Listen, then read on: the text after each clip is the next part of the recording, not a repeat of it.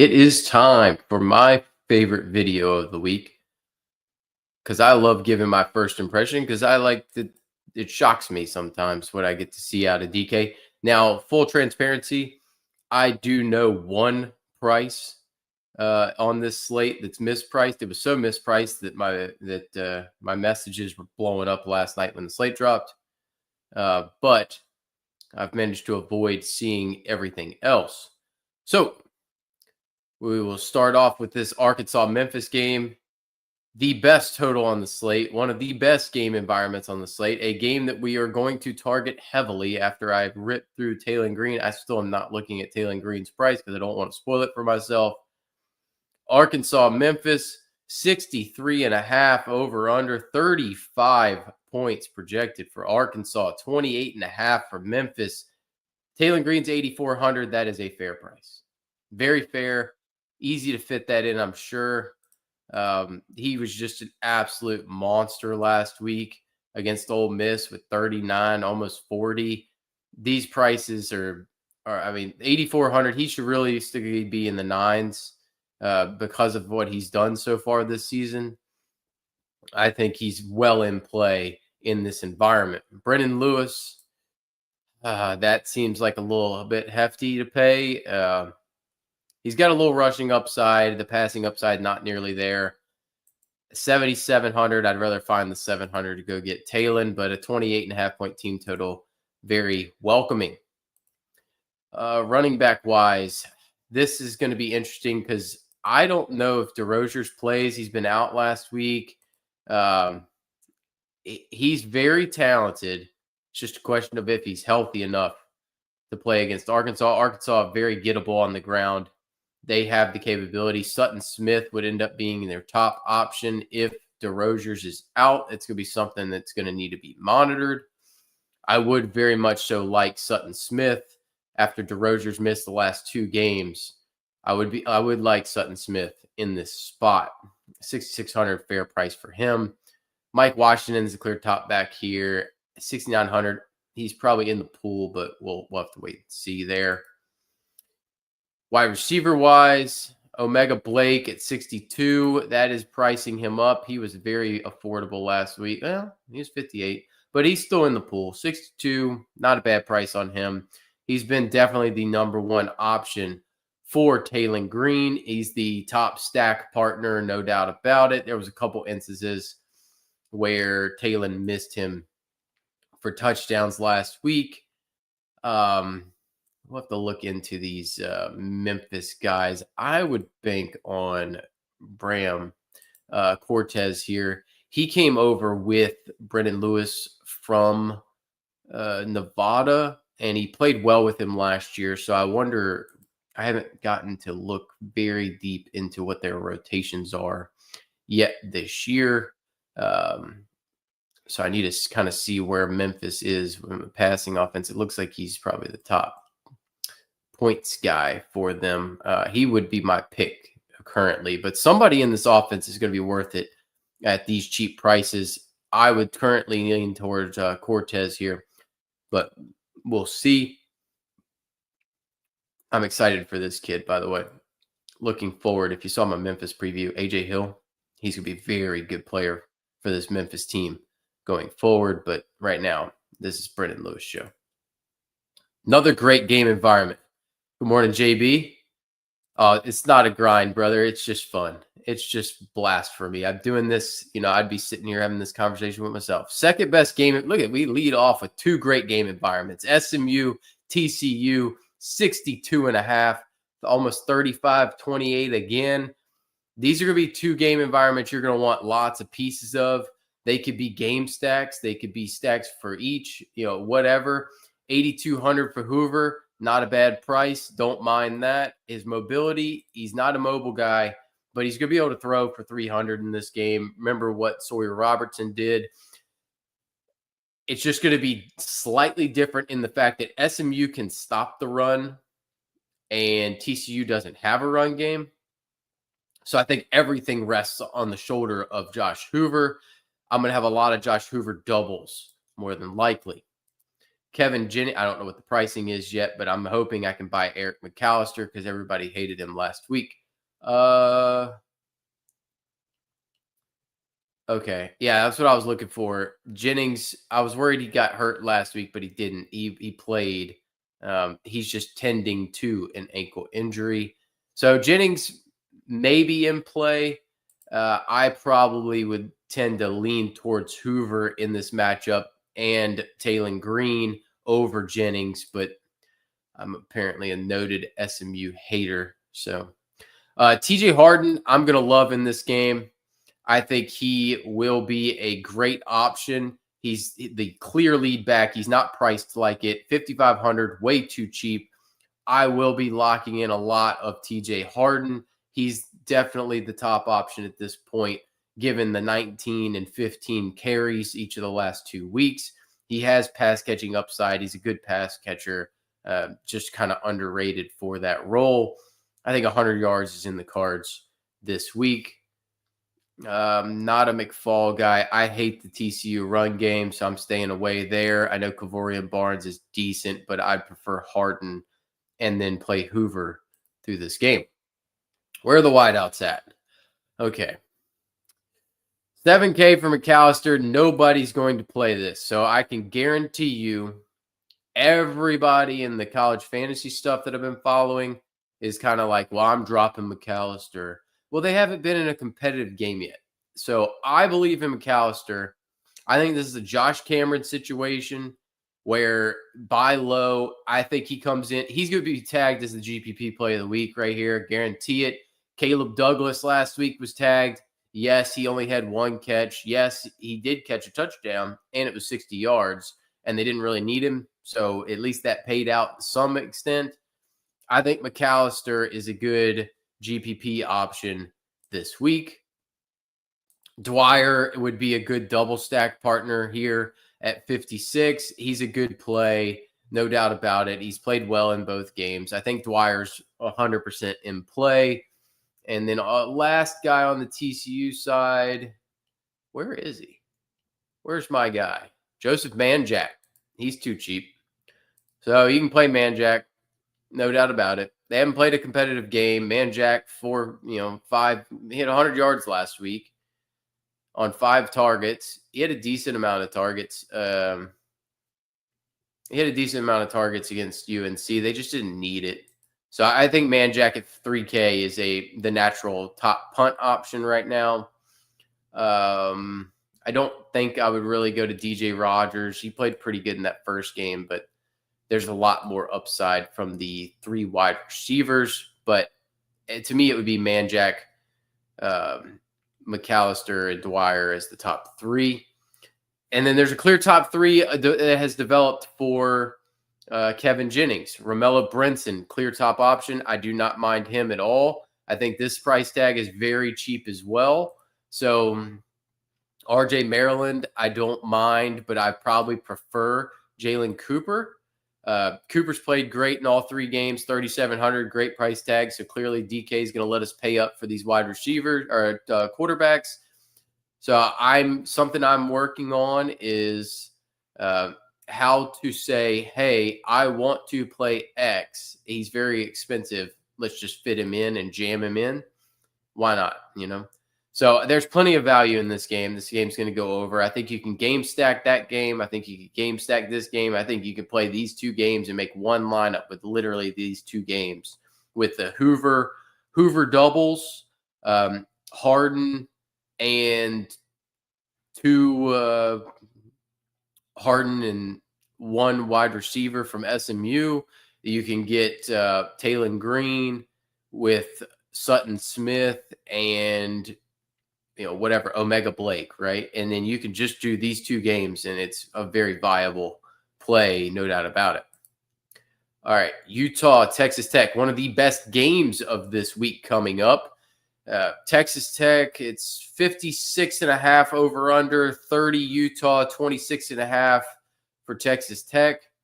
I think this is going to be one hell of a game. 8,700 for Dampier. I get it, but I don't know that I want to play it.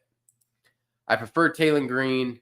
He's got very good rushing upside. The passing production's been there, but he has played 3 cupcakes, essentially.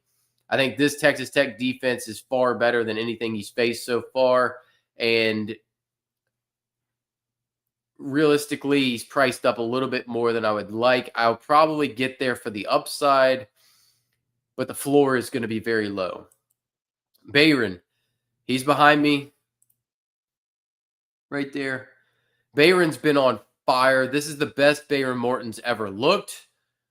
He hadn't played anybody, but 4 touchdowns, just absolutely torching teams.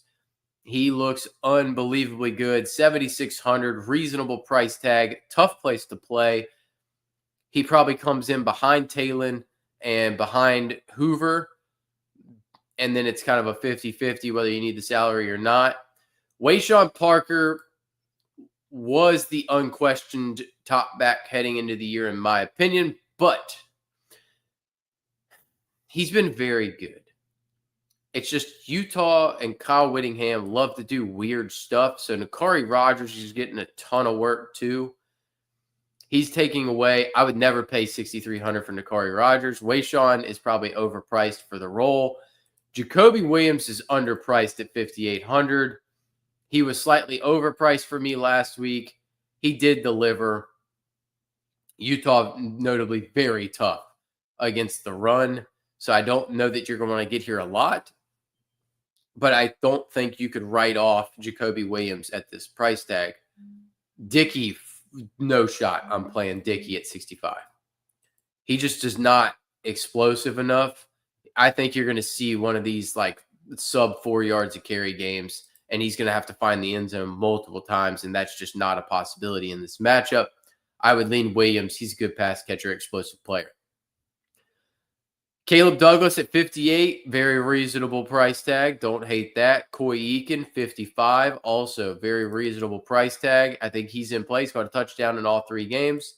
Could very well do it again. And Virgil had a tough week last week, but I think we could see that kind of coming given he was so touchdown reliant. The price tag was just so good. Even now at 4,500, I'm willing to take more shots. He got targets. He's fine. Ryan Davis is looking like the top option in this offense. Don't mind him at 46. If I'm pairing Dampier, you don't need to pair Dampier because, well, he's just absolutely an animal. Terrence Carter looks really good. I mean, he had a really nice game last week. He was a heavy part of this game plan. I don't love taking tight ends because they tend to not be explosive weapons, but Carter looks good. And if you're in that 3,600 range, I think he's probably going to end up being in play. I think all of the Texas Tech weapons need to be in play every week, no matter who they're playing. Hunter Andrews, I've seen some people talking this kid up. He looks, wow, okay. Okay. 3,200. I saw some people giving some hype here. This might be an underrated big-time play here. So he looks to be the short area target. I need to look more into this. But if he's going to give me 11 touches with or 8 to 12 touches and half of them being carries and half of them being catches, I like this at 3,200. This has legs. This Hunter Andrews thing has legs. He's been working out of the backfield, but he's also a dynamic catcher. Okay. All right. Well, that has legs. So I had heard some people talking about him, but I hadn't quite kind of dove in yet. I'm out on Dallin Bentley. He's 2 touchdown reliant. All right. Syracuse taking on Clemson. Where are we going to do with the Clemson Tigers? Where are they going to be priced at? They got a 36.5 point team total, 55.5 on an over-under for this game, 19 projected points for Syracuse. Cade Klubnik's too expensive. No shot in hell I'm playing Cade Klubnik. He's too expensive at 9,700. We just touched on Josh Hoover. I'd play him. Taylon Green. I'd play him. Dampier. I'll play him. Bayron. I'll play him. So I just don't think I'm going to end up on Klubnik. If you want to say he's a GPP play, sure, but I'm not there. And Jelly, no shot in hell after the way he struggled with some much worse teams than Clemson. Now, granted, I understand Clemson's playing terrible, but no, thank you. Adam Randall, 7,100. That seems a bit pricey, but not unreasonable. I think he's one of those back end of the player pool. Maybe you take some shots to get different. This is going to be big. Is Yassine Willis playing? I don't think I could play him at 59, given the other guys that I've seen. He just absolutely torched me against UConn, killed my dreams and my hopes of winning a tournament. But, you know, what are you going to do? If he's out, Will Nixon, clear top option in this offense. And Will Nixon's been taking away some of the pass game work. He was hurting my soul in that UConn game, taking the pass game work. So maybe it ends up being a situation where you want to go to Will Nixon at 3,500 anyway, given the game script in this game. The moment I have been waiting for, my favorite player. What is Bryant Wesco's price? 6,700 is more palatable than I even expected. I'm open to it. You know, you look into this, that's 4x here, that's 5x here. I think he's in play. I think he's 100% in play. If he was anything in the 6'2" or less, he's probably 500 more than must play, which means that he's priced appropriately. I think 7K would have been more appropriately, or flipping him with Antonio Williams. He's in play. I'm out on TJ Moore to an extent. Gill showed signs of life after being awful week one. He's really come back into his own the last 2 weeks. Is he a guy you want to rely on? Maybe. What did Jonte Cook do last week? Because he was really good week one, and he's kind of struggled. I think we're back to the Gill show here. What did Ross Simmons do? Nothing. So, yeah, it was a Daryl Gill show. Valeri's been playing pretty decent. Pretty consistent option for 3,900, but we saw some better options down there. Wesco in play firmly. Love the kid. One of the best players in the country at wide receiver. Not Jeremiah Smith, but he's very good. Maryland, Wisconsin. What a lovely game this is. 43.5 game total. 25.5 for Wisconsin. 18 for the Terps.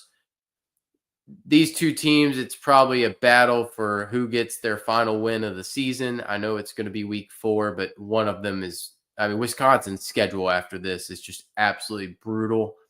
Maryland, not great either. Billy Edwards' revenge game. Will he even suit up for it? Who knows? I don't know that it matters. Danny O'Neal stinks, so I'm not playing him at 6,300. Malik Washington at 69, maybe. I think that's just such a floor play. I don't love that. 69 is probably a little pricey for me, given the relative comparison to Taylor Green, Hoover, Bayron, and those guys.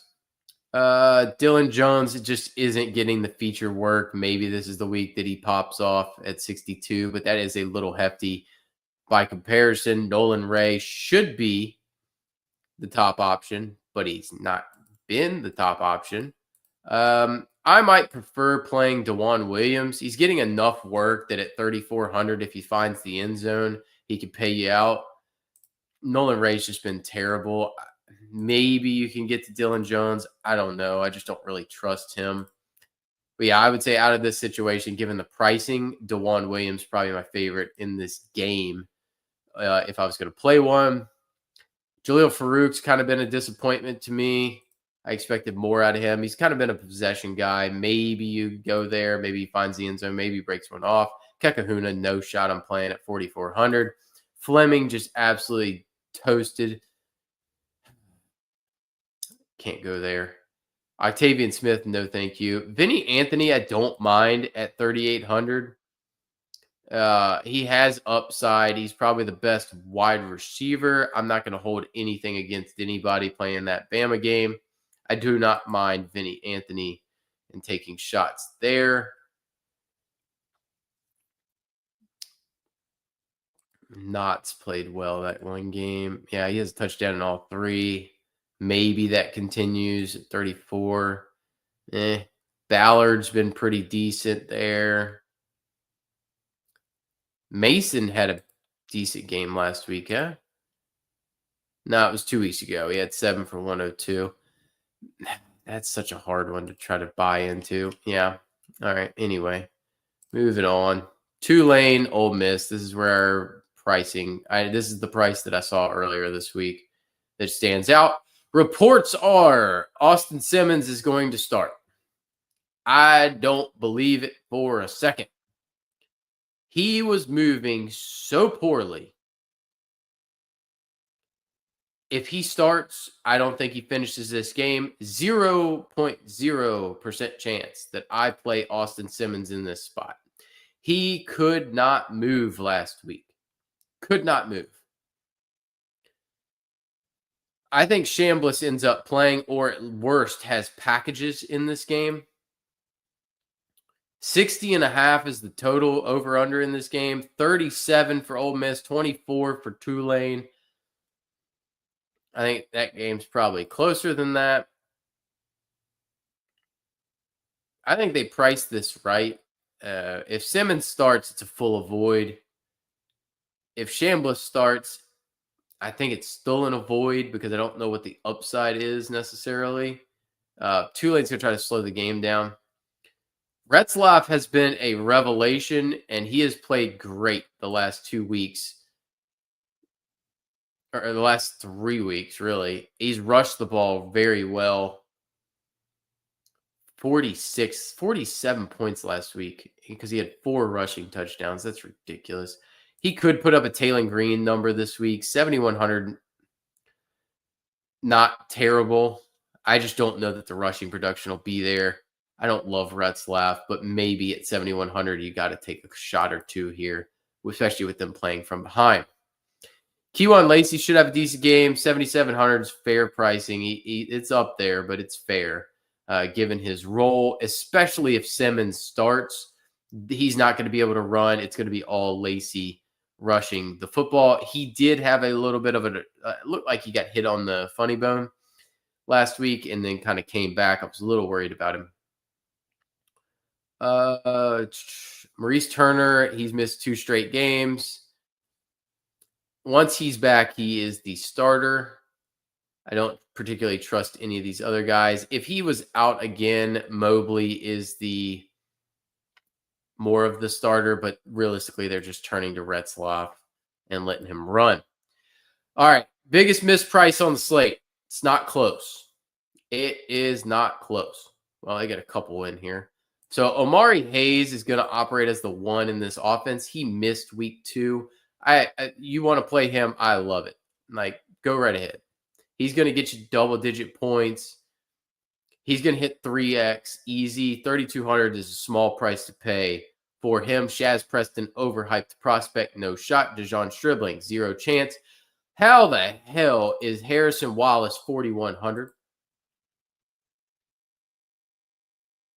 He's 5x this. He has a 7x game, basically, a 5x game, and a 4x game. This is a 7K wideout, priced at 4,100. He had 10 targets last week. Let's see.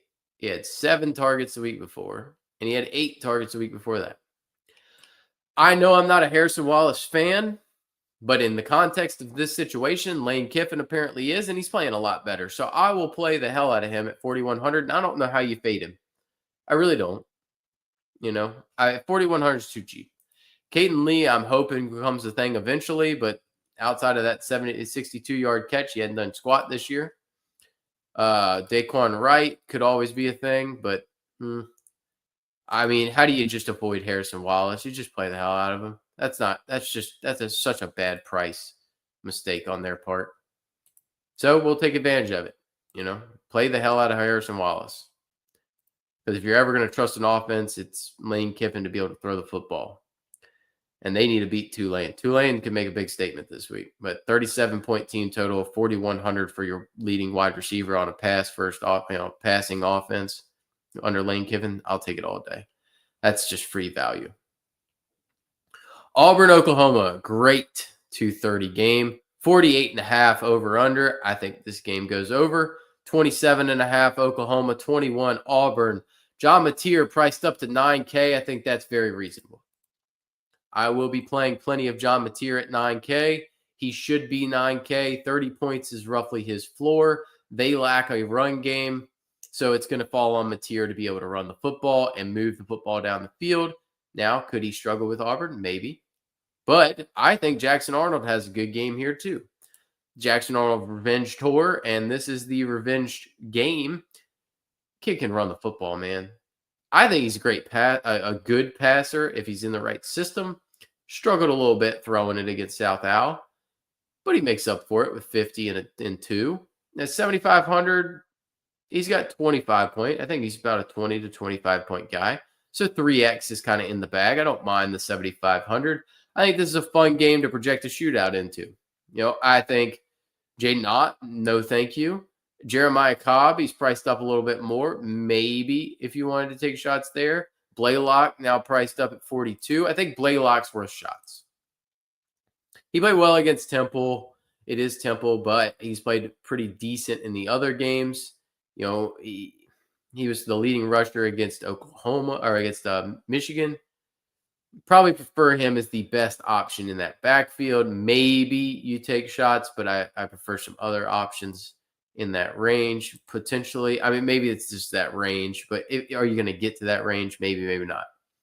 Jeremiah Cobb's played pretty well the first 3 games.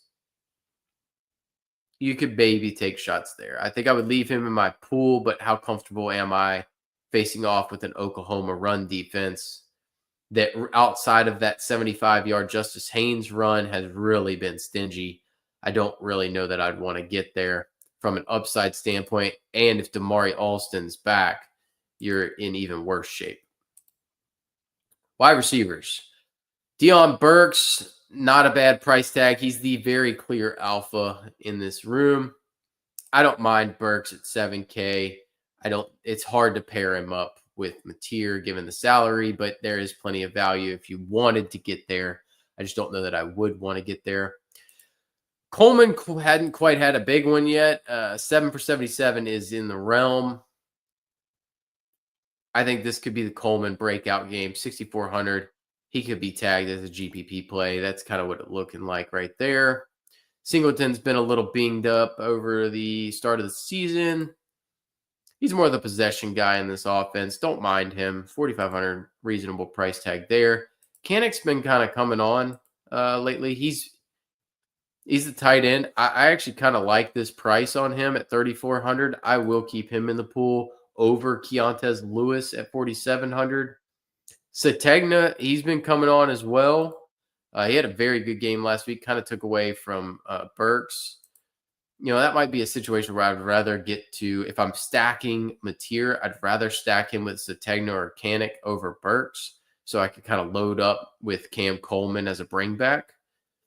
Maybe that's the way I would play that right now. Quarterbacks. Why is this game even on the slate?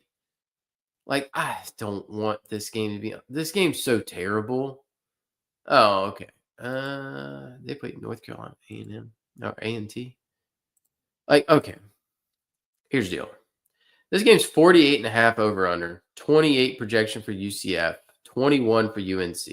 0.0. I want to play a UCF quarterback, not at 8K. No, thank you. Like, I'm out. I'm out. I hope Cam Fancher comes back because it's going to be one of the worst games of the year to watch. Gio Lopez at 67. I could sell myself on that if I had to. I prefer him being a little bit lower, though. He's not low enough for me to really want to get there. Miles Montgomery is way too expensive at 82. I know he's the starter, but 82 is a lot to pay for this. Yeah, I don't love that. I don't really. Demon. Jeez. Love that. All name team. Jaden Nixon. Meh. I mean, look at that. He had 4 carries for 156 and 2 touchdowns. That's not the level of efficiency I'm looking for. I just hate this game. This game sucks. Maybe you could sell me on Ship. maybe. I mean, he looked good against TCU. And then he looked, obviously, had an efficient game against Richmond, but it's Richmond. There might as well be a D3 school at this point. Don't like Richmond. No, I just don't love this game. This whole game environment just sucks. Scott Frost sucks. Bill Belichick in college sucks. Like, I want scoring in my college games, and Bill doesn't like that. He's curmudgeon. I'd love to sit down with Bill Belichick, have a conversation though, because his analysis of just like a actual punt block team is awesome. You imagine a round table. So, like, let's just say we all die. Like, me, Bill Belichick, and Mike Leach. That's my dream table, just to sit down, talk to Mike Leach and Bill Belichick at once. Be hilarious. I just want to sit there and listen to them have a conversation. All right, Michigan, Nebraska, 44.5. Over under. Project the Bussin' Bowl. Projecting to be a low scoring affair. 23 for Michigan, 21.5 for Nebraska. Bryce Underwood unlocked some rushing upside last week, but it was Central Michigan. So, black shirts, 7,400. No, thank you. Not touching that. I'm just full of void on Bryce Underwood at 7,400. No, thank you. I'm probably out on Baby Mahomes at this price too. Maybe if I was punting, but I don't know that I want to get there. I mean, the game environment's so terrible that you're going to have a hard time wanting to get there. And there's a lot better game environments and a lot better value plays to get me value. Haynes at 75. And nobody's going to play him. He's probably in play. But I don't know that I want to play them. I'm out on the rest of their backfield. Haynes is going to be the showstopper here. Same thing. Emmett Johnson, 74. He's at least going to be involved in the pass game, which raises his floor. They're guys that are going to be in the pool, but not priority plays, is what I would say. Dane Key, clear top option in this offense, more of a big play threat. Don't hate the price tag at 53. Barney at 48. Kind of hate the price tag. He's going to have to get there on volume and not explosiveness. I don't like Samaj Morgan. I understand why people might get there, but I don't like him. I would definitely prefer to get the McCulley if I was going to. He's definitely the best wideout in this offense. If you were going there at 33, I don't think you need to. There's plenty of value everywhere else. Same thing like Neziah Hunter. I'd much rather just pay for Dane King if I'm going to, or Dane Key at 53. But I get it. If you're down here, maybe you take a shot and you have to. But, I mean, there's plenty of other guys to play with here. Purdue, the Boilermakers taking on Notre Dame on that tall grass and that slow surface. 52.5 over under. 40-point projection for Notre Dame. They seem to score a lot of points. Defense doesn't really stop anybody. 13 projection for Purdue. Honestly, I'd probably take the over on 13 on that team total for Purdue. Ryan Brown's going to be able to get them some points. He'll run it a little bit. He's thrown it pretty well. He threw it for 300 against USC. I can't guarantee you that Notre Dame's defense is better than USC's defense. So I'd imagine I would take them on the over on the point total. What'd they score last week? 17. So, yeah, I'd say 17 is more in the realm. 14 to 17. 14 to 20. I think 13 is too low on team total. CJ Carr, that's way too expensive at 8,800. No, thank you. I'd rather play Ryan Brown than CJ Carr in this spot at the price. Jeremiah Love at 9K. Woof. What are they going to do with him? Are they going to just run him in these very important games? I mean, they didn't in the first one. They did in the second one. I'm guessing he gets more work here against Purdue. But Jadarian Price just limits his upside so much, And then Aeneas Williams, too, limits his upside. I doubt I'd play Maccabee. He struggled last week, even against USC. I think they're similar defenses, so I doubt I want to play Maccabee in this situation. Out on the Purdue running backs, I would only want to play Purdue through the pass game. Notre Dame, that's too expensive for Price for my money. I understand if you'd want to get some love, but that's probably too expensive on him as well, to be fair. Eli Raridan, no thank you. Malachi Fields, no thank you. They're probably a little too expensive for my money. I think you got to, you know what? I think my puke stack of the week's going to end up being Purdue. I haven't seen the Duke NC State, and that's going to be a shootout because NC State has no defense, and Duke's been struggling on defense as well. I don't mind Michael Jackson. Yeah, I think you could play Michael Jackson at 3,900 with Ryan Brown. I think you could play Nitro Tuggle with Ryan Brown, all name team Nitro. I think you could play him. I would prefer Jackson personally. But yeah, I would say I wouldn't play Branch. He's too touchdown dependent. Targets are limited. I would play Jackson with Branch. I think I'm going to have some puke stacks of that. I don't know that I necessarily even need a bring back. I think Purdue just scoring at will with random pieces can get me there. NC State Duke, underrated shootout game of the week. 59.5 over under. This thing's going to get a green tag for me. 31 projected on Duke, 28.5 NC State. Both teams are going to be fun to pick on. I think NC State's turning into the fantasy carnival that UVA was a couple years ago. CJ Bailey playing absolutely out of his mind right now, running the football. He's pretty consistent in multiple touchdowns. He throws for 200-ish yards a week. He runs the ball a little bit. He's got some upside. I think 7,800, reasonable price tag, especially when you're coming off of that Retzlaff game where he ran for 4 scores against Duke. Mensa struggled last week, but still threw for 300. I think he throws for, he was 4,900 last week. He was a free square. 4,900, he ended up dropping 27, and it was an ugly 27, let me tell you. I think he throws for 300 again because NC State can't stop anything.